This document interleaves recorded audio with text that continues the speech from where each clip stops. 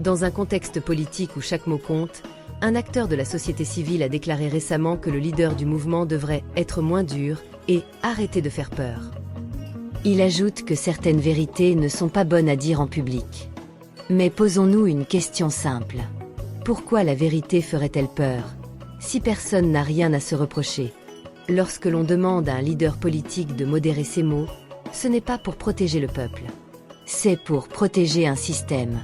Un système qui repose sur le silence, les compromis et les non-dits. Dire la vérité n'est pas être dur. Dire la vérité, c'est être responsable. Si aujourd'hui des milliers de citoyens se mobilisent, c'est précisément parce qu'ils ont enfin un leader qui parle sans filtre, sans peur et sans calcul. Le peuple ne veut plus des discours diplomatiques. Le peuple veut la clarté. Le peuple veut la transparence. Certaines vérités ne sont pas bonnes à dire en public. C'est exactement ce qui a bloqué notre évolution pendant plus de 60 ans. Demander de taire certaines vérités revient à valider la loi du silence. C'est cette logique qui a permis les abus de pouvoir, l'impunité, les deals politiques dans l'ombre. Ce mouvement n'est pas construit sur la peur. Il est construit sur la conscience et la dignité. La vérité ne détruit pas.